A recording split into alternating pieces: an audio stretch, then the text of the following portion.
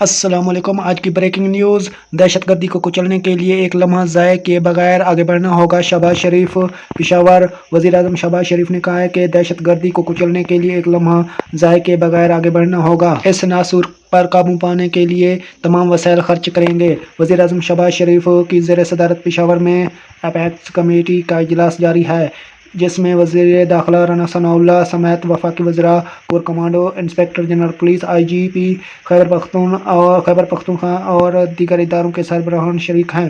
Apex committee کے اجلاس سے خطاب کرتے ہوئے وزیر اعظم شہباز شریف نے کہا کہ چند سال قبل دہشت گردی پر قابو پا لیا تھا۔ قوم سوال کر رہی ہے کہ اس ناسور نے دوبارہ کیوں سر اٹھایا۔ واقعے کے بعد سوشل میڈیا پر الزامات، تکلیف، خودکش دھماکے کو ڈرون حملہ کہنا افسوسناک تھا۔ شہباز شریف نے کہا کہ خیبر پختونخوا حکومت کو دہشت گردی سے نمٹنے کے لیے 417 ارب دیے گئے، ان کا احتساب ہونا چاہیے۔ اگر آدھے فنڈ بھی درست مقاصد کے لیے استعمال کیے گئے تو خیبر پی کے عوام چین کی نیند سوتے۔